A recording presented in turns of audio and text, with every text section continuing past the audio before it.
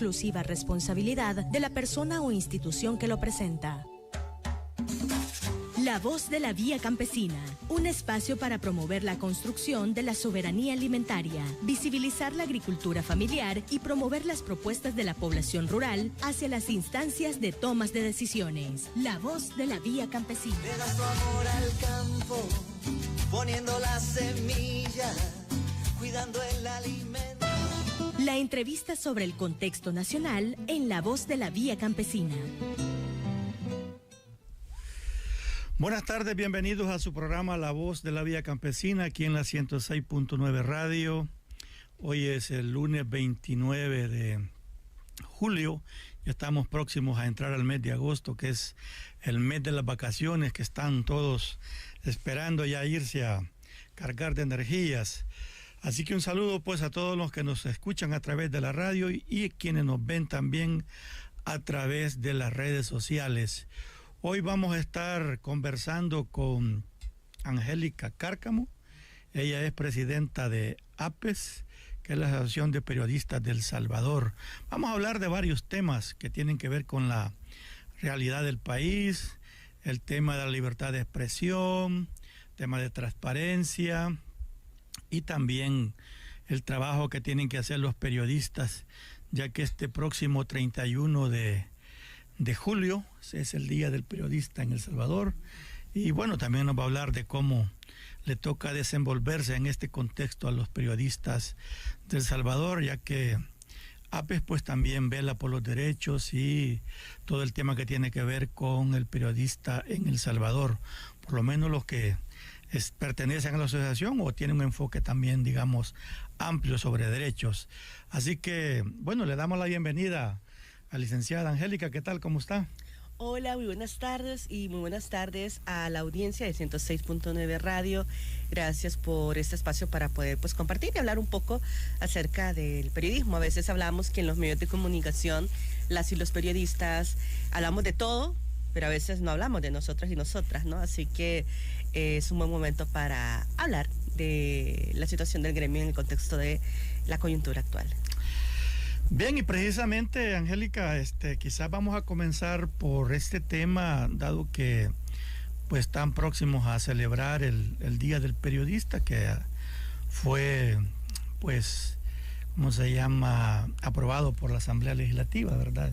Este Día de los comunicadores, de los periodistas, de los informadores, en algún momento decían que era el poder, ¿verdad?, uno de los poderes que también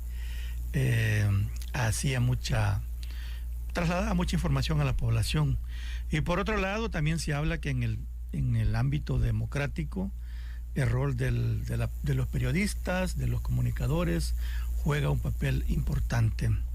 Entonces, Angélica, primero, ¿qué tenemos pensado para el Día del Periodista? ¿Qué se va a hacer? ¿Cómo lo están viendo? Bueno, estamos cerrando de hecho ya las actividades en el marco de las y los periodistas. De hecho, la semana pasada tuvimos una serie de ciclos de procesos de formación y de conversatorios. Trajimos un par de panelistas internacionales como Catalina Ruiz, una colombiana que creó un proyecto muy interesante que se llama Volcánicas, que es sobre periodismo feminista, pero que también vino a dar mucha formación sobre cómo crear nuevas narrativas en el ámbito actual de el auge de los medios de comunicación en el ámbito digital, ¿no?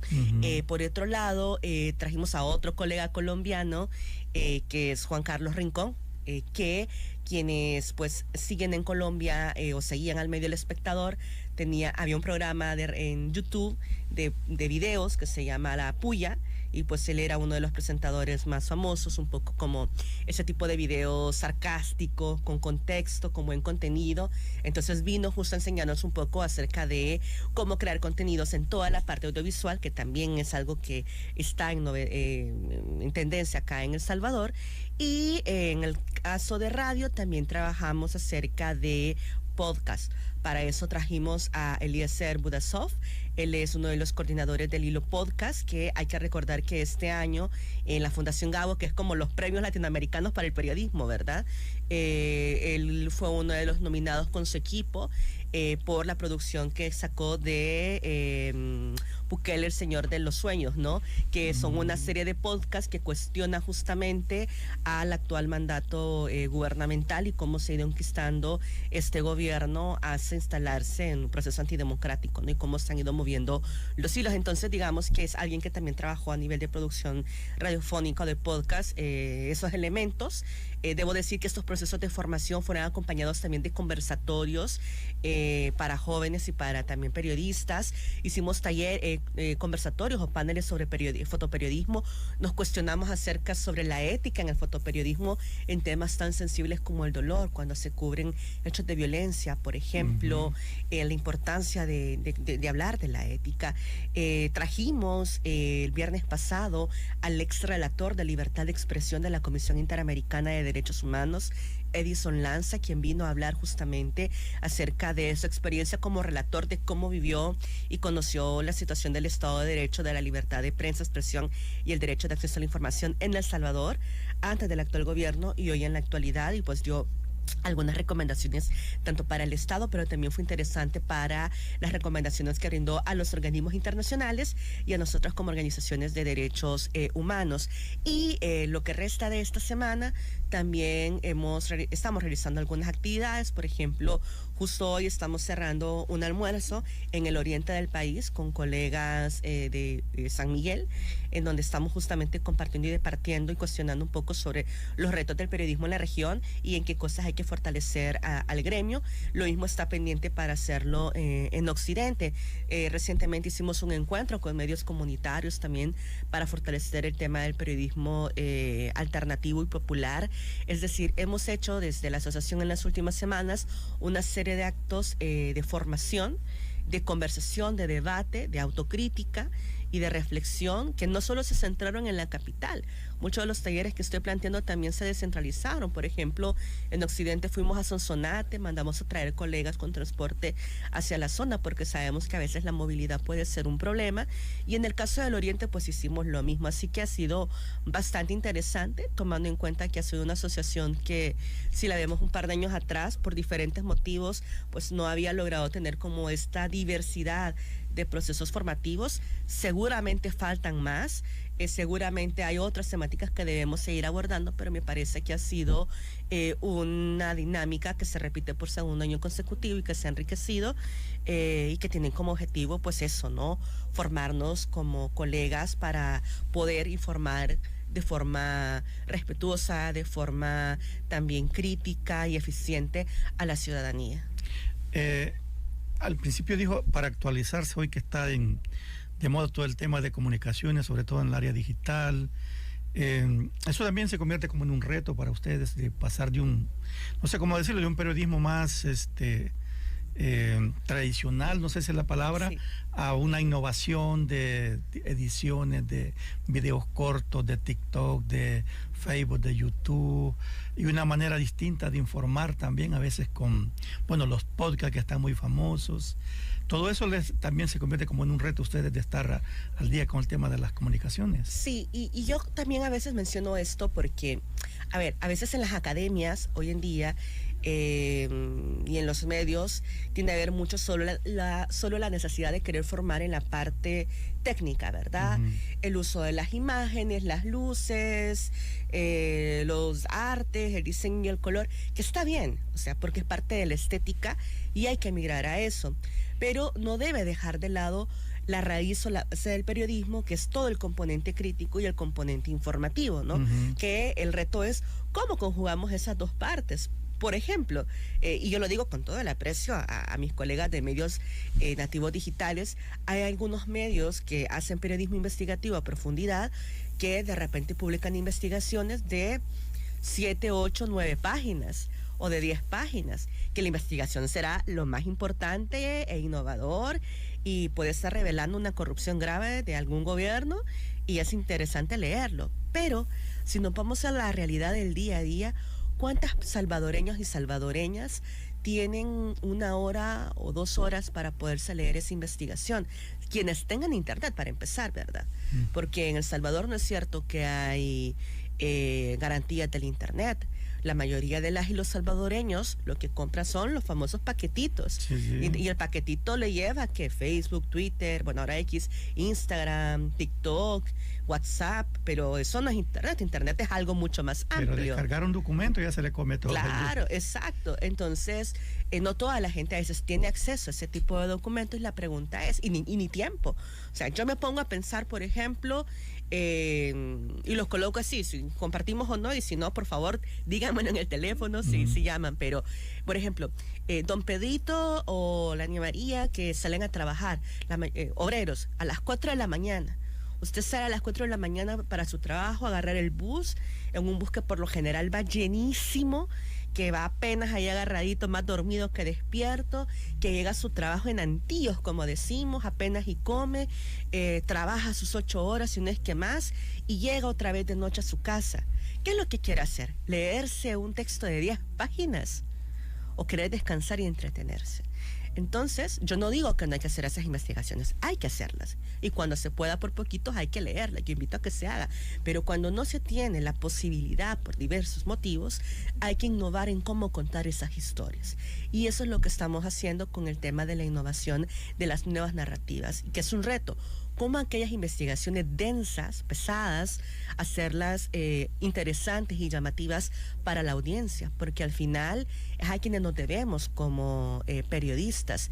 Y obviamente en la tendencia actual de los flujos de la comunicación, y eso es algo que yo paso diciendo últimamente, y podrán no compartir mis colegas periodistas, pero el periodismo ya no está en la época de hace décadas atrás que era verticalista. Ya, donde alguien publicaba una investigación y automáticamente, por lo general en los medios tradicionales, se publicaba un contenido y lo mismo salía en todos los medios y la gente lo veía, lo leía, lo escuchaba. Ahora no. Ahora con las tecnologías sale un contenido y tiene que ver cómo se hace tendencia entre las diferentes plataformas y la infinidad de contenidos que se están sobreproduciendo. Contenidos también que deben ser de calidad. Y eso debe ir amarrado también de procesos dialógicos con la gente, es decir, también empezar a contarle a la ciudadanía cómo estamos haciendo las investigaciones, por qué lo estamos haciendo y rendir cuentas. Y eso es algo que también yo lo traigo a colación para un aprendizaje del sector de medios comunitarios. Yo trabajé por más de 15 años en el sector de medios comunitarios y si algo aprendí es que el trabajo con la gente, el diálogo franco y sincero genera cercanía. Y en el periodismo a veces hay que bajarse un poquito el ego para tener esos acercamientos, porque en esta coyuntura lo que están tratando de hacer a veces es hacernos creer que el periodista está en algún lado, en un púlpito, y que la ciudadanía está por otro lado, y que los funcionarios, entre comillas, ahora están cerca, cuando esa no es la realidad. Entonces, creo que estamos en una coyuntura, aunque es crítica, pero sí importante, interesante para poder innovar y querer hacer cosas que nos permitan acercarnos más a la gente. Y lo importante es llegar, ¿verdad?, a la población, porque aparte de lo que usted decía, recordaba que también hay como una tendencia a que el salvadoreño lee poco, ¿verdad? Entonces que es cultural, ¿verdad? Que es cultural. Ajá, o sea, porque entonces, no es que no quieran aprender a leer, es que no les han enseñado culturalmente, no quieren que la gente aprenda a leer y escribir, porque en este sistema eso es lo que quieren, gente que no sea crítica. Sí, bueno, y también usted mencionaba en todo este agenda de trabajo que han tenido, que vino un relator, me dijo, y que había estado como antes y ahora. Entonces, tal vez si pudiera contarnos un poco qué profundizó él, qué encontró, digamos, un poco antes de el gobierno actual, cómo venía el tema de información, del acceso a la información, del trabajo de los periodistas propiamente, cómo era el ambiente y cómo está hoy, si se pudo notar alguna diferencia que él planteara. Sí, bueno, Edison, solo para colocarlo en contexto, y lo pueden buscar en internet, el nombre es Edison Lanzas, un uruguayo.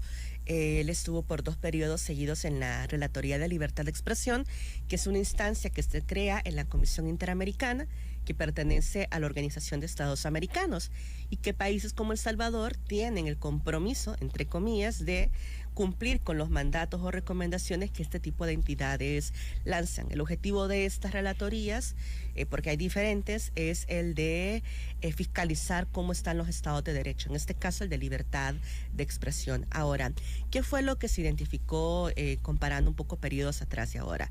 Hay un deterioro considerable.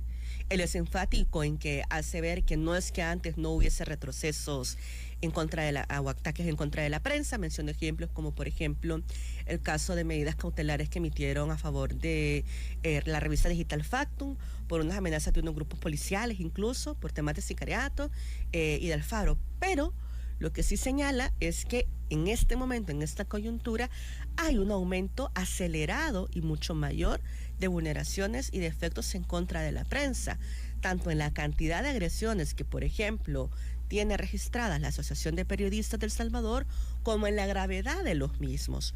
Por ejemplo, en estos últimos años hemos tenido periodistas que se han visto obligados a salir del país de forma preventiva. Más de 15 periodistas han salido de esa forma, en el contexto principalmente del régimen de excepción, no sé si decir excepción, pero del régimen, ¿no? Porque ya no sé si tantas prórrogas puede ser una excepción. Sí. Pero bueno, tenemos eso. Y lo otro también con el caso de exilios, es decir, gente que decide irse de forma permanente y generar un estatus legal en el país donde ahora está residiendo porque no ve en su país de origen, en este caso El Salvador, como un país donde puede vivir por su seguridad. Tenemos ahí el caso de 5 colegas que fueron vulnerados y vulneradas por su estatus, ¿no? Entre ellos hay mujeres, compañeros, incluyendo personas de la diversidad. Luego tenemos el año pasado el caso que fue público de don Víctor Barahona, un periodista comunitario que estuvo más de 11 meses en prisión, que casi muere en la cárcel, que salió en pésimas condiciones, que fue un hombre muy valiente al denunciar todo lo que vivió, que instancias como la Fiscalía trataron de volverlo a meter preso y que ha sido gracias al trabajo de la asociación junto con diferentes organizaciones aliadas que eso no ocurrió. Hemos tenido el caso de espionaje con Pegasus, que fue un espionaje masivo. Para quienes nos están escuchando, Pegasus es un software espía que solo se le vende a estados, no se le vende a personas ni empresas privadas, y es un software millonario. Entonces, el estado invierte millones de dólares por cuentas individuales para tratar de espiar a alguna persona, y en este caso fue más de una veintena de periodistas y también de personas defensoras de derechos humanos que vivieron este tipo de cibervigilancia, en algunos entre 1 hasta 2 años. La asociación colocó una denuncia. Hasta la fecha no ha habido avances de esas investigaciones, solo para colocarla en el radar. Luego hemos tenido reformas que criminalizan la labor de las y los periodistas, que si bien ya las se retractaron, pero en su momento en 2020 y 2021 hubo reformas que podían criminalizar hasta con 30 años a periodistas por sus investigaciones. ¿Qué es eso? Y luego hemos tenido un retroceso pero impresionante en materia de ley de acceso a la información pública. En 2011 se creó la Ley de Acceso a la Información Pública, una ley que permitía que no solo las periodistas y las organizaciones, sino la ciudadanía en general pudiese tener acceso a información de los entes obligados. No solo es el gobierno central, es el Congreso o la Asamblea, y son también las municipalidades, ¿no? Las alcaldías. ¿Qué sucedió? En los últimos años parece que la ley se convirtió en la ley de la opacidad. Es decir, hay mucha información de carácter oficiosa, como el tema de los salarios de funcionarios, que ahora no se sabe, por ejemplo, los cargos que tienen y cuánto devengan. Ha sido hasta en las redes sociales por un tema de filtreo, de hackeo de algunos activistas que ahora están, que se llama ciberinteligencia, si no me equivoco, que están revelando, por ejemplo, los megasueldos y corrupción de personas que han sido contratadas por nepotismo y otras cosas en el Congreso y que no tienen credenciales para poder estar ahí, ¿verdad? Pero, o sea, hacen un tema de corrupción impresionante. Entonces, digamos que Edison mencionaba eso, ¿no? Los retrocesos en materia de libertad de expresión, el tema de la falta de acceso a la información, el cierre del ecosistema de medios. Hemos visto cómo se ha deteriorado, por ejemplo, con el cierre de medios de comunicación. Canal 33 fue un medio que cerró. El diario Colatino, si bien ya venía en un contexto de crisis, pero tampoco es que el Estado generara condiciones para fortalecer y mantener una pluralidad del ecosistema de medios. Cerró. Diario El Mundo, recién el año pasado, este año, a inicios, cerró su edición en papel, quedó en edición digital. Entonces, digamos que estamos en un escenario bastante crítico, me atrevo a decir yo, en materia de libertad del ejercicio periodístico, porque hacer periodismo, y si me permite agregarle el adjetivo independiente hoy en día, es difícil. O sea, llegar como periodista, entre comillas, que puede ser quizás cualquier cosa menos periodista, y poner solo el micrófono, que un funcionario hable, me atrevería a decir con todo el respeto que lo puede hacer cualquiera. Pero llegar, plantarse frente a un funcionario y cuestionarlo, cada vez es menos. Y cuando se hace, hay repercusiones para el periodista y a veces hasta para su medio y sus personas cercanas. Entonces, sí es un escenario hostil. Maltrato verbal inmediatamente que le dice. Claro, que las ofensas, ¿no? Sí. Que para mí es bien penoso porque, a ver, yo esperaba que en la medida que vamos cambiando en el tiempo, avanzando en el tiempo, vayamos teniendo pues mejores estadistas y gobernantes preparados, educados, con principios, con ética, con formación. Pero cada vez lo que yo estoy viendo en las redes sociales son funcionarios sin preparación, más allá de lo académico, sin preparación en general, con actitudes vulgares, ofensivas, que celebran las afectaciones en contra de otros, que hacen acoso incluso hacia otros, no solo periodistas, sino personas defensoras de derechos humanos. Yo a veces he visto penosamente a diputados en el Congreso que agarran a la cuenta de Twitter de algún periodista y se ponen a burlarse de él o de ella, sabiendo que a partir de ese comentario lo van a seguir una ola de troles y descuenta bots con el objetivo de tratar de intimidar a la persona. Y la verdad que ahí me da una gran pena y una vergüenza. Yo no sé cómo esa gente se puede llegar a acostar tranquila sabiendo que está haciendo el daño. Y lo peor es que se llena la boca de hablando de libertades, de hablar del cristianismo, cuando son personas llenas de odio, ¿verdad? Entonces, no sé, la coherencia de sus hechos a lo que ocurre en la realidad es muy distante. Pero aún así yo debo decir, y por eso celebro mucho a mis colegas, que pese a esos escenarios adversos, hoy más que nunca se está haciendo un buen periodismo y de buena calidad, y por eso le duele y por eso nos siguen atacando. Hay como dos, bueno, usted utilizó la palabra periodista independiente y periodista plegado al poder, digamos, que como dice el mismo presidente, no son incómodos, ¿verdad? Están los incómodos, pero también hay como una doble moral de ciertos medios de comunicación que cuando estaban gobiernos eran como muy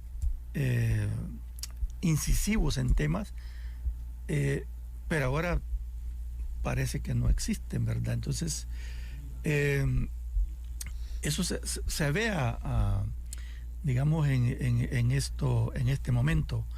Pero le quería preguntar yo, dicen que los funcionarios ninguno quiere dar cuenta, no les gusta que le cuestionen, que le pregunten, es como una generalidad, digamos, de los funcionarios.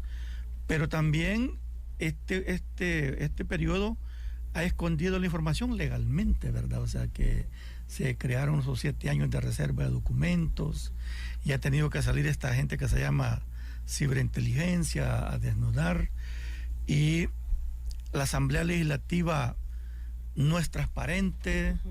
Entonces, a lo que quiero llegar es que también es como bastante difícil, no solo el hecho de que el funcionario se moleste, se ponga enojado, sino acceder a información para poder trasladar a la población. Sí, creo que podemos ir por parte de los temas que estamos conversando. Uno, sobre el ecosistema de medios actual, que de repente pueden ser más plegados. Hay un sector que está plegado, que son los medios gubernamentales. Yo aquí sí debo resentir que en el pasado hubo la oportunidad de tener una ley de medios públicos y no se aprobó. Y quienes están del otro lado saben quiénes son, que pudieron haber aprobado esa ley. ¿Y qué pasó? Como no tenemos una ley de medios públicos, quienes ahora están en el poder ocupan a los medios a su antojo, ¿no? Y lamentablemente se han convertido en medios de propaganda. Hay que decirlo tal cual. Porque, a ver, para quienes me escuchan, en países democráticos hay una diferencia entre medios públicos, medios gubernamentales y medios de propaganda. Los medios públicos son aquellos que son financiados por el Estado, pero que mantienen una línea independiente. Ejemplos de ellos, en Alemania está la Deutsche Welle, en Reino Unido está la BBC, En Francia está Radio France Internacional o RFI. En Estados Unidos tenemos la VOA o la Voz de América, solo por colocar algunos ejemplos que reciben fondos desde el Estado, pero hay un tema de trabajo independiente, es decir, que ningún funcionario llegue y le mete línea, ¿verdad? Incluso a veces hasta se sindicalizan y trabajan y pelean porque eso no ocurre. De hecho, Radio Francia tiende a sindicalizarse y a hacer protestas muy seguidos por eso. Y luego están los medios gubernamentales, que son aquellos medios que si bien responden a un gobierno de turno, pero tratan de buscar un equilibrio. No es el deber ser, mi aspiración es a los medios públicos, pero tenemos algo, ¿no? Y luego están los medios de propaganda, que son aquellos medios que tiran una narrativa única, de imponer una realidad, aunque no sea esa la verdad, y de tratar de atacar cualquier voz disidente o diferente a lo que ellos están colocando, que es lo que está ocurriendo hoy en día. Y en el peor escenario, incluso llegan hasta a mentir, a difamar, y lo han hecho en radio, en televisión, y eso es bien lamentable. Incluso vemos hasta, entre comillas, si me permite, colegas que trabajaron en medios tradicionales, que ahora están en el gobierno, que se ponen la camiseta pro gobierno y se ponen a atacar. ¿Qué pasa? Que después los echan, como ha ocurrido con unos en los últimos años, y andan cuestionando. Pero yo voy y digo, a ver, yo sé que es un tema bien sensible lo que estoy planteando, porque también yo entiendo que hay muchos colegas que se han ido de los medios tradicionales, porque también hay que hacer una autocrítica. El tema de los salarios en los medios de comunicación tradicionales, o sea, es paupérrimo. La gente gana, pero mal. De hecho, por eso la Asociación de Periodistas en 2018 trabajó una propuesta de ley de protección a periodistas justamente por este tema, por este y por otras cosas que incluye esa propuesta de ley. Pero laboralmente, o sea, que hay periodistas que trabajan 12, 15 horas al día, apenas y llegan a dormir a sus casas, llegan turnos, incluyendo fines de semana, no ven a su familia, se enferman bien jóvenes y les pagan a veces apenas el salario mínimo o un poquito más. Entonces, si viene un medio de gobierno y les ofrece el doble o el triple, ¿qué van a hacer? Ahora, alguien me va a decir, ¿dónde está la ética? De acuerdo, cuestionemos la ética, pero no puedo dejar de lado también el tema del hambre. Entonces, acá el debate debería ser mucho más amplio y hablar de la regulación sobre la dignificación de la profesión, que lamentablemente en este momento eso no está ocurriendo, sino que nos quieren llevar más a la polarización. Pero quiero cerrar ese tema porque solo quería hablar por el tema del ecosistema. Ahora, en el caso de los medios tradicionales, porque ahora no tienen una agenda crítica, hoy más que nunca por temor, más que por un tema de beneficios económicos, es por un temor. Yo he tenido reuniones con el sector privado de medios, hay gente de los altos mandos del actual gobierno que les han llamado a las grandes jefaturas de medios para exigirles cambios de enfoques, retirar contenidos periodísticos, quitar a periodistas, e incluso les han amenazado con recordarles que las concesiones del espectro radioeléctrico, que es radio y televisión, son propiedades del Estado. Entonces, ante ese tipo de amenazas, lo que terminan es cediendo, ¿no? Y eso me parece bastante grave en un contexto de este tipo de gobiernos que tenemos en este momento, que yo no puedo decir que es democrático. Es cualquier cosa menos democrático. Sí, bueno, esos temas a veces no se saben en cuanto a lo que sufren, digamos, bajo la mesa los medios tradicionales. Vamos a ir a una pausa, ya vamos a regresar, así que no nos cambie.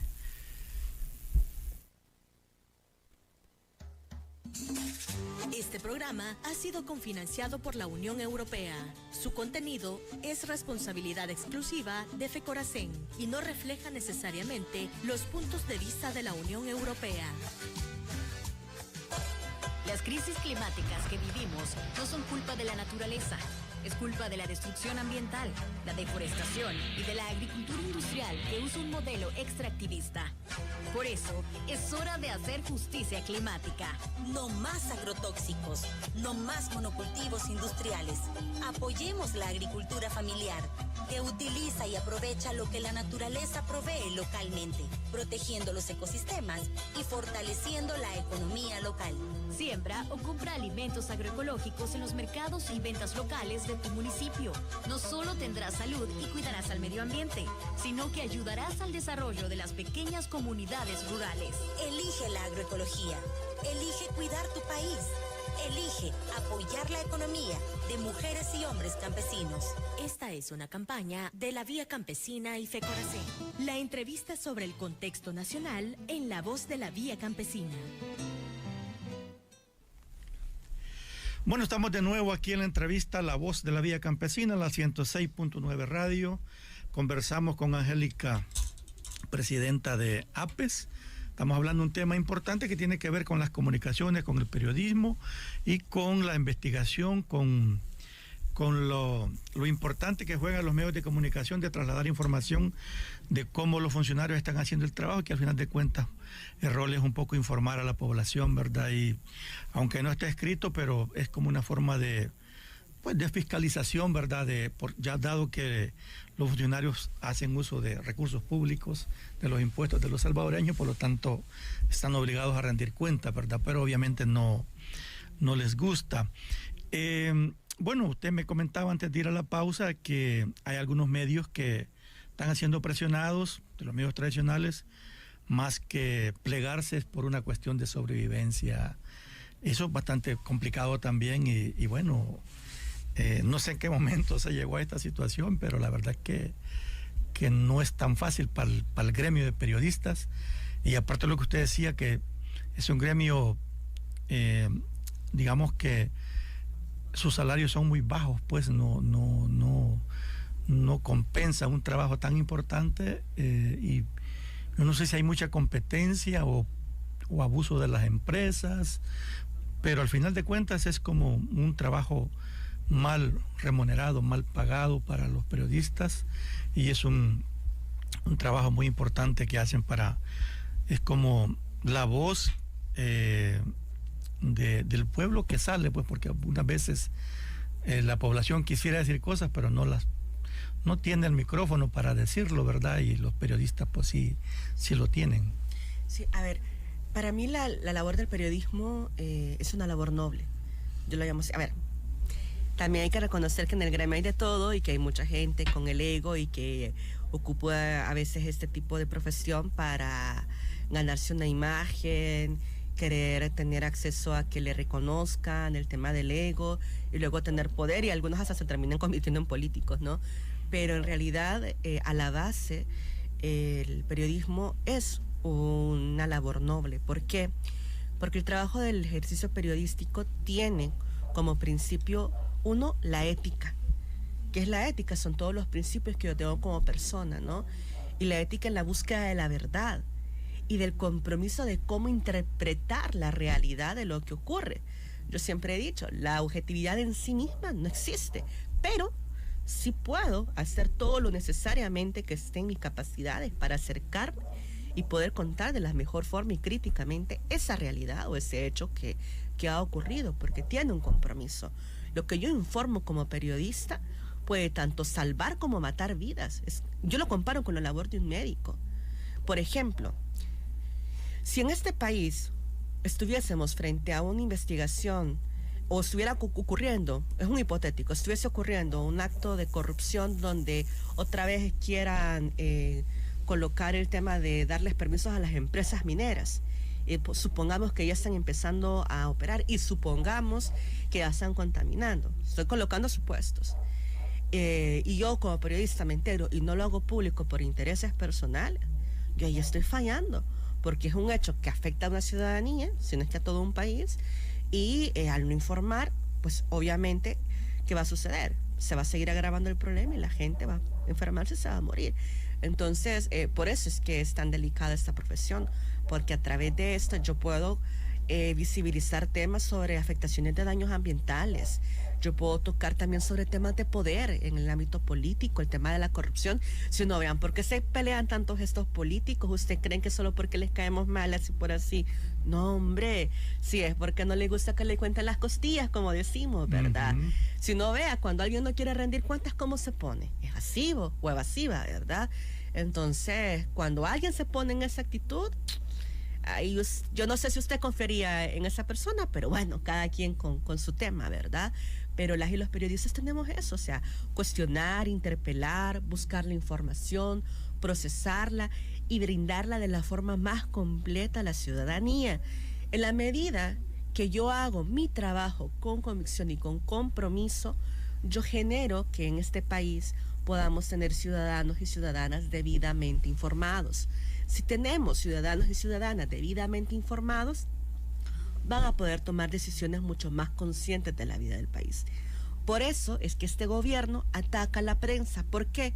Porque en la medida que nos ataca, obviamente pasamos más tiempo defendiéndonos, más tiempo fuera del país que haciendo nuestro trabajo, y obviamente ellos tienen mucho más tiempo para hacer lo que quieran, atacar, instalar su propia narrativa, desinformar, generar narrativas únicas y que la ciudadanía tenga una construcción de una realidad inequívoca y que termine tomando decisiones que no son, y por eso tenemos los resultados como las recientes elecciones. Ajá. ¿Alguna vez han cuestionado a algunos funcionarios en los medios? He visto, y se defienden diciendo, díganme a qué periodista tenemos preso, dicen ellos. Don Víctor Barahona estuvo 11 meses y medio. Sí, estuvo preso, ¿verdad? Pues sí. Pero creo que lo minimizan, no lo... Sí, no, yo lo he escuchado en el comisionado presidencial de Derechos Humanos y Libertad de Expresión. Ajá. Es un colombiano, se me ha ido el nombre, lo siento, comisionado, pero usted sabe que usted no compartimos muchos temas. Pero con el comisionado presidencial de Derechos Humanos y Libertad de Expresión dice eso. Aquí no ha habido ni un periodista preso. Bueno, no, está don Víctor, por favor. Y me lo respetan eso porque no podemos minimizar eso. Y dos, y tampoco tenemos, ¿qué? Periodistas exiliados. Bueno, ya les comenté que hay datos de exiliados, de periodistas que se han movilizado. Periodistas muertos, eso es lo que dicen. Ok, yo le voy a decir lo siguiente. Yo como asociación de periodistas, yo como periodista, tengo que esperar a que maten periodistas, a que encarcelen un montón de colegas para poder denunciar los hechos. ¿No se supone que en un Estado, entre comillas, democrático, lo que se hace es la prevención y la defensa de los derechos y la garantía del mismo? Pregunto yo. Porque si lo que usted me está advirtiendo es que va a actuar hasta después que maten a colegas, no sé si tiene claro cuáles son los mandatos de una persona defensora de derechos humanos. Y de ahí los pondría a tarea también a los propios diputados porque no saben de legislación de los marcos normativos internacionales. Pero en un Estado de democracia, las organizaciones tienen que activarse justamente para evitar ese tipo de vulneraciones. Y cuando desgraciadamente llegan a ocurrir el nivel más letal, que es la muerte y el asesinato, lo que se debe evitar es el tema de la impunidad. Mire, pasando al tema que ha estado en últimos días, sobre el silencio de la Asamblea en relación a las contrataciones que tienen, bueno, los $14,000 famosos que tienen para contratar asesores. Y, bueno, antecede como una burla de ellos mismos, de que, mira, vos te dan 14,000, no, a mí tampoco. Pero luego, yo no sé por qué razón, el presidente dice, no, tienen 14,500, bájenselos a 11,000. Y luego hay como un silencio ahí de los funcionarios, pues. Uh-huh. ¿Cómo evalúan eso ustedes como periodistas? ¿Les han negado entrevistas? ¿Han ido a preguntar? ¿Cómo es la cosa? Sí, bueno, en la Asamblea apenas y se puede preguntar, porque, a ver, quizás nuevamente, para quienes nos escuchan y quienes no han tenido la oportunidad de entrar a la Asamblea, antes uno podía andar en varios lugares, entrar y buscar entrevistas con las fracciones. Ahora no. Tocar la puerta, iban allí de los... Sí, o al menos en la recepción, que era recepción y tocar y mire, necesito una declaración. O en las comisiones, pues esperaba y habían declaraciones. Bueno, ahora eso ya no ocurre.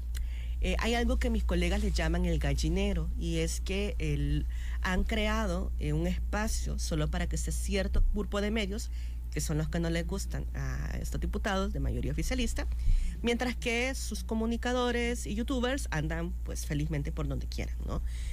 No dan declaraciones, más que por no querer dar, es porque no le dan permiso. Y ahí también vemos un tema de centralización de la información que a mí me parece vergonzoso como político, porque si yo me convierto en diputado o diputada, pues obviamente soy, entre comillas, un representante del pueblo en el Congreso. Para que ellos puedan ¿verdad? hablar, tienen que darles sí, permiso. no les dan permiso, ellos saben quiénes no les dan permiso. Entonces, es eso, y los pocos que hablan, obviamente van a decir cosas sarcásticas, van a negar, se van a burlar, nadie va a aceptar, obviamente. Hay mucho silencio, yo ocupo esta frase también que es muy popular, y es que el que calla otorga. El que calla otorga, no veo mega investigaciones, no veo demandas. A ver, para mí es bien penoso. A ver, el tema de los sobresueldos, o el tema de contrataciones irregulares, o el uso abusivo como el nepotismo para contratar a la gente, no es nuevo. Eso hay que decirlo, no es nuevo. Eso ha existido en varios periodos.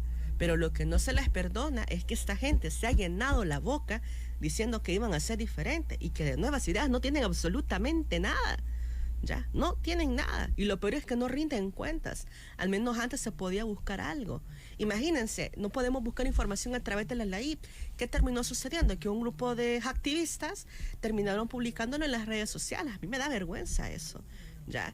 Y lo que me da más pena es también de ver a un presidente de la República que se llena la boca de decir que este iba a ser un gobierno transparente. Bueno, es que él miente mucho también, dijo que no se iba a regir, y mírenlo ahora.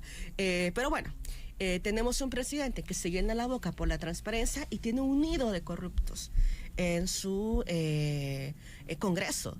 Y en serio, la Fiscalía le hago una invitación a que haga una investigación exhaustiva, porque al final son fondos públicos, son fondos de la ciudadanía. No podemos permitir que los pocos fondos se estén utilizando de manera burda, cuando en este país el tema de la precarización es grave. Aquí la gente está viviendo con un salario mínimo que no le alcanza para la canasta básica. El mismo gobierno ha tenido que salir a ver cómo trata de subsidiar, que no lo está haciendo bien, debo decirlo, y ver cómo subsidiar el tema del costo de la vida. Y hay muchos salvadoreños que me están escuchando que no están llegando a fin de mes. Una parte puede ser que hay un encarecimiento global de las cosas, en parte sí, pero no lo es todo. También hay muy mal manejo de otros procesos. También aquí hay un proceso de gentrificación en el caso de San Salvador. Mire. Entonces, solo cierro con esto. Yo sí, o sea, si quieren combatir la corrupción de raíz, vaya e investiguen a esos personajes que para mí, ya, o sea, a estas alturas de la vida, la verdad que ya deberíamos evitar tener este tipo de funcionarios, pero bueno. Mire, licenciada, dos cosas.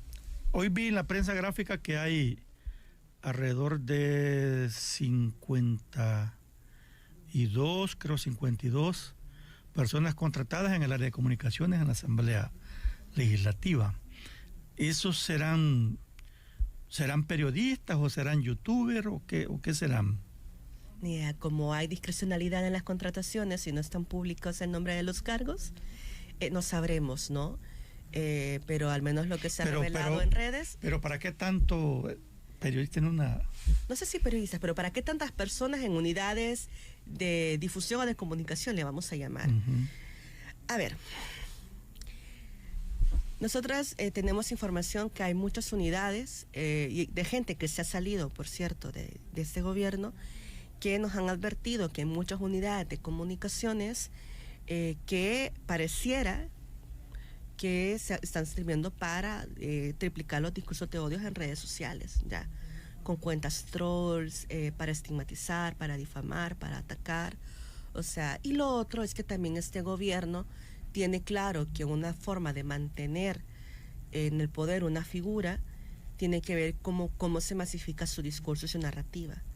O sea, si algo entendió muy bien este gobierno es que la comunicación es importante. Y este aún lo entendió más mezclando elementos de propaganda. Y sabe cómo utilizar las estrategias digitales de la comunicación para instalar narrativas únicas. Por eso ustedes ven constantemente en las redes sociales discursos de esos personajes de la vida política. ¿Por qué atacan a periodistas y defensores de derechos humanos? Porque son los primeros que están cuestionando en primera línea a este gobierno. Y saben que si atacan a estos dos bandos, que son periodistas y personas defensoras de derechos humanos, les queda la cancha libre para poder hacer lo que quieran. Y eso es grave. Porque para mucha gente hoy en día dirán, es que a mí no me ha pasado nada. Pero cuando toquen a todos estos sectores y nos quedemos sin bandos que nos protejan, la pregunta es quién les va a defender cuando llegue la parte más cruda, porque en el contexto de un régimen, cuando ya no hay garantías de derechos humanos, lo peor es el tema de vulneración de opacidad y un clima bien gris. Este tema de muchas contrataciones en la Asamblea Legislativa, ¿se replicará en los ministerios? ¿Hay alguna información sobre eso? No tenemos información, yo no lo descartaría, pero nuevamente yo hago la invitación a la Fiscalía General de la República, que no es tan independiente porque fue impuesto, pero bueno, hago la invitación a la Fiscalía General de la República para que haga su trabajo, pues. O sea, yo creo que trabajo para lo que resta de este año tiene el señor fiscal, además de otras cosas que nosotros le hemos colocado y que no nos ha informado, pero en materia de la corrupción se han quedado debiendo. Bueno, hasta cerraron las ICIES, ¿no? Hace un par de años que este gobierno dice que habilitó que hubiese un comité internacional contra la impunidad en El Salvador y al final, obviamente, no le convenía y la terminó quitando. Hay quien dice, licenciada, que en este momento hay mucha gente indignada precisamente por lo que usted acaba de decir, que es un gobierno que llegó anticorrupción, un gobierno que llegó a quitarse los privilegios, cuando eran candidatos decían que, bueno, las ratas de la Asamblea Legislativa, que tienen asesores, que si tienen asesores, ¿por qué no postulan al asesor? ¿Por qué no tienen capacidad? Bueno, una cantidad de cosas, pero ya la gente sabía que tenían los $14,000 y quién sabe si más. Pero que el presidente se los haya dicho así como, aunque ya lo sabían, pero como que no tenían el permiso, porque incluso he visto algunos creadores de contenido que son pro gobierno que están como cuestionando a la Asamblea, y pareciera ser que en este momento hay como que esta narrativa ahorita, no sé si narrativa, pero el tema ahorita de la no transparencia y del abuso de uso de recursos del Estado está como golpeándolos un poco a la Asamblea Legislativa y se está generando una cuestión bastante, ampliando pues la crítica hacia los funcionarios de la Asamblea Legislativa. Sí, por desgracia es una asamblea que va a durar 3 años y recién está empezando, ¿no? No es una asamblea que vaya a cambiar, debo decirlo, en cuanto a correlación. Ojalá estos hechos se hubieran dado a conocer en el contexto de las elecciones, tal vez pudo haber cambiado la correlación electoral, pero bueno, es lo que tenemos. En cuanto a las quejas de youtubers o esto, yo no sé si es que realmente tienen un interés por la transparencia o es que ahora tienen interés en la transparencia porque no están ganando de eso que se están haciendo de las mieles en la asamblea, ¿verdad? Es decir, los han desplazado.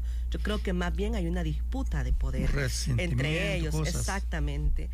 Más que un tema de la coherencia y de la búsqueda de la verdad y de la transparencia. Si alguno lo tiene realmente, pues qué bien, le felicito, pero no sé, viendo algunos de cómo son, pues lo dudo. Yo creo que lo que está ocurriendo en este momento en la asamblea debe ponernos las barbas en remojo a la ciudadanía también, en que a ningún gobierno, independiente del que sea, ningún gobierno, ningún político, hay que darle carta blanca para que haga lo que quiera, ¿ya? Y acá, obviamente, el salvadoreño ha dado mucho por cansancio, por agotamiento, por muchos factores, pero por desgracia tenemos un Congreso de mayoría oficialista que no está conformado por gente que sea profesional ni ética ni proba, eso ya lo tenemos bastante claro. Tenemos un ejecutivo que fue reelecto irregularmente, un sistema judicial que también no ha sido el mejor. Bueno, pero la idea es cómo enfrentarnos a ese tipo de contextos antidemocráticos. Eso a ellos le llaman gobernabilidad, es decir, le estamos dando gobernabilidad al presidente. Pero por otro lado, hay una crisis en la economía. Digamos que a la población, en términos de mejoría de sus condiciones de vida, claro, no le está sirviendo mucho el hecho de haberle dado todo el poder en este caso, a Nuevas Ideas. A ver, gobernabilidad, no sé qué entiende el presidente por gobernabilidad, porque Bukele hace unos años atrás, antes de ser presidente, cuestionó, por ejemplo, a Juan Orlando Hernández cuando se religió. Dijo que era inconstitucional, bueno, criticó un montón de funcionarios, ¿no? Diciendo que no iba a hacer eso, y véanlo. Lo que pasa es que denle poder a una persona y van a saber quién es realmente. Y eso es lo que estamos viendo en este momento. La gobernabilidad en una democracia no significa dar el poder absoluto, porque tenemos cualquier cosa menos una democracia. ¿Qué es lo que estamos teniendo? Es un régimen, es un gobierno autócrata en transición a una dictadura. Hay mucha gente que esta palabra no le gusta y le suena muy dura, porque así también este gobierno está construyendo la narrativa, pero es eso, un gobierno autócrata en rumbo a una dictadura. Yo no le puedo llamar demócrata a alguien que, por ejemplo, tiene una asamblea mayoritaria que destituyó fiscal y puso uno a su medida. Pero mire, licenciada, independencia. Yo no sé si esto es de forma de formación de la población, pero que a la gente le digan esta es una dictadura o esto es una democracia, así como conceptos, muchas veces la población no le dice mucho porque dicen, bueno, la población, la democracia, yo voy pobre. Sí, que como con la democracia. O como, no como, igual con este sistema, pero quizá cuando se enfrenta a problemas como usted decía, quien me defiende puede entender, pero mientras nada de eso pasa, voy a colocarle un ejemplo y me disculpo si salgo más al calor popular, ¿verdad? Ajá. Porque entiendo que acá también estamos hablando con la ciudadanía del calor popular. Yo vengo del sector de medios comunitarios y yo suelo colocar ejemplos bastante lúdicos. Hace unos años atrás, cuando quisimos promover la ley de acceso a la información pública, me decía justamente eso alguien. Pero yo, ¿cómo ocupo la ley? A mí, ¿cómo me da de comer la ley de acceso a la información pública? Si yo lo que necesito es vender en el día a día y ganar, qué sé yo, mis $5 para poder llegar a mi casa y poder tener la comida y el pan para mí y mi familia. Ok, de acuerdo. Y yo le he colocado, ok, la ley. Usted, de su casa, usted vive en un cantón, sí. Y de su cantón al casco urbano, usted pasa por una calle, sí. ¿Y esta calle en qué condiciones está? Malísima. O sea, se ríe cuando llueve. Hasta piedras tiene. Ya. Y usted sabe que probablemente en su comunidad a lo mejor podrían haber o puede que hayan ocurrido proyectos urbanos de construcción de carreteras para que usted pudiese llegar más rápido.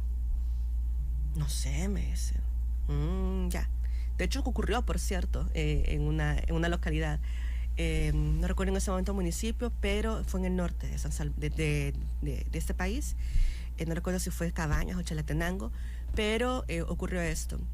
Hubo una alcaldía que construyó frente a una escuela un tramo de una calle, pero solo ese pedacito, y más adelante otro pedacito, pero en todo el resto del tramo no hubo nada de construcción. Y dijo que había gastado millones en la construcción de esa obra. Ya, la pregunta es qué pasó con ese dinero. Pero no sabemos por qué, porque no ocupamos la ley. Si ocupáramos la ley, nos enteraríamos de cómo están siendo ocupadas nuestras finanzas y a lo mejor se podría fiscalizar para que esa plata llegue a donde corresponde. Ahora, ¿cómo me da de comer? Si yo como ciudadano y ciudadana fiscalizo al poder, a lo mejor me estaría dando cuenta que este gobierno probablemente esté gastando millones en pagarle a la gente para que haga trabajo de troll y de acoso a periodistas y defensores de derechos humanos, para que traiga lobistas para mantener la buena imagen de él, que gasta millones de dólares en eso, hacer propaganda, en lugar de todo ese dinero destinarlo para la ciudadanía. Probablemente, yo estoy ocupando hipotéticos. La ciudadanía en medicinas, claro, en hospitales, en todo. Pero lo mismo sucede con los préstamos también, que se paga mucho interés. Que no le están dando ahorita, están todavía en negociaciones. Por eso también hay crisis. Habrá que ver si pero se lo termina volviendo a la población, en estos 3 minutos que nos quedan, yo no sé si el hombre me va a dar más allá, pero dice, no, si es que todos son corruptos, y es como justificar una acción de que lo importante es que, pero yo he escuchado que dicen, pero por lo menos estos están haciendo algo, los otros no hacían nada, dicen. Bueno, no sé qué están haciendo en este momento, porque el tema de la precarización es bastante grande. El tema de acceso a salud también es bastante grande. De hecho, apenas hoy que venía para acá vi que está avanzando la construcción del Rosales, pero por Dios, era un proyecto que estaba para el quinquenio anterior, no para este, ¿no? Con préstamo aprobado, dicen. Ya, exacto. Entonces yo digo, las prioridades, ¿no? Pero se habla de que van a construir un mega estadio en una zona boscosa que es medio protegida, aunque una parte era de una zona militar, pero igual es una zona cercana a una zona boscosa donde hay animalitos, pero acá es que tenemos un gobierno de la imagen, ¿ya? A ver, este país históricamente ha sido un país vilipendiado, viene de una guerra civil, viene de gobiernos, izquierdas y derechas que no lograron suplir como las necesidades de la gente. Venimos de una sociedad que está muy desesperanzada, y cuando una sociedad está desesperanzada se topa con este tipo de figuras políticas que yo les digo que es como el flautista de Hamelin, ¿verdad? Le venden el sol, la luna, la tierra, y le terminan creyendo. ¿Por qué? Porque hay un tema de desesperanza y se van a aferrar a los primeros que le vendan que va a haber un poco de estabilidad. Pero en el tiempo lo que estamos viendo es que no está ocurriendo. Lo peor que está ocurriendo es que nos están maltratando y pensamos que esto va a ser temporal, y no es temporal. Esto se va a seguir agravando. Yo no puedo justificar, por ejemplo, un régimen de excepción donde hay capturas arbitrarias. Ojo, yo no estoy diciendo que estoy en contra de las capturas de pandilleros. Es necesario capturar a los pandilleros, pero no es justo que en el contexto de un régimen se lleven a gente inocente. Eso estoy cuestionando. Yo no estoy en contra en que hay ¿qué es lo otro que cuestiona el gobierno? Ya no recuerdo. Pero este gobierno trata de colocar narrativas y hacernos ver a bueno, que no haya defendemos. Asesinatos y todo eso. Claro, es que todos estamos contentos de que no hayan asesinatos. Lo que no puede ser es que a costa que maten a otras personas de forma abusiva y arbitraria, y que sea desde el Estado. Pero lo que yo quiero decir es que, a ver, cualquier gobernante nos va a poder llegar a mentir. Puede que digan que todos los gobiernos pueden llegar a ser corruptos, y es por eso que hoy más que nunca se necesitan ciudadanos y ciudadanas que estén fiscalizando y cosando las costillas. Por eso es importante que hayan diversidades de medios de comunicación y periodistas que estén haciendo el trabajo que le corresponde. Por eso, y más que nunca, deben de haber organizaciones de derechos humanos que también estén promoviendo en esa línea. Cuando eso no existe, hay retrocesos graves, y la historia nos los ha enseñado. Somos un país de memoria corta, no porque así lo queramos, sino porque también así decrecidamente nos han maleducado. Acá el reto más grande en este momento es cómo aprovechar este tipo de espacios y tratar de hacer procesos de debate, de crítica, de cuestionarnos también, pero sobre todo de decir que la violencia, la corrupción, la opacidad no son salidas para la mejora de un país. Licenciada, llegamos al final del programa, se nos terminó el tiempo, quiero agradecerle. No, al contrario, gracias a ustedes por el tiempo, gracias a la audiencia de 106.9 Radio, y pues cuando quieran, por acá estamos nuevamente. Muchas gracias, licenciada, y gracias a ustedes que nos estuvieron sintonizando a través de la 106.9 Radio y también a través de las redes sociales, invitándoles para el próximo lunes a la misma hora. Pasen buenas tardes. La voz de la Vía Campesina, un espacio para promover la construcción de la soberanía alimentaria, visibilizar la agricultura familiar y promover las propuestas de la población rural hacia las instancias de tomas de decisiones. La voz de la Vía Campesina. Deja tu amor al campo, poniendo la semilla, cuidando el alimento.